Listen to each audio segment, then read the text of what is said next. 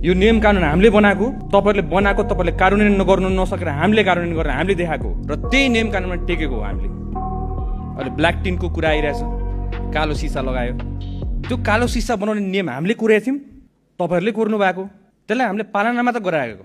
कति कुराहरू तपाईहरुले जानेर अबुज गर्नु भएको। किन म धेरै भयो मैले सहेको। अब यो सम्मानित सदनलाई एउटा रेस्पेक्टेड भ्यू पोइन्टबाट हेर्नुपर्छ। यसमा अलि आफूले बोल्दाखेरि एकदम मर्यादा राखेर बोल्नुपर्छ।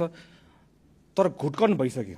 विपक्ष दलका साथीहरू जतिजना मित्रहरू हुनुहुन्छ, जतिजना राजनीतिज्ञहरू हुनुहुन्छ, देश चलाएर 50औं वर्ष राज गरेका माननीयज्यूहरूबाट हामीले सिक्नुपर्नेमा आज हामीले यस्तो कुरा देख्नु पाइरहेछ। हामीले तपाईहरुबाट सिक्नुपर्ने होइन र? तपाईहरुको गल्तीले हामीले सिक्नुपर्ने होइन र? हामी अगाडि बढ्नुपर्ने होइन र? यो देश त तपाईको पनि हो। हाम्रो बहुमतको सरकार होला, तर यो देश तपाईको पनि हो। तपाईलाई पनि जनताले जितारै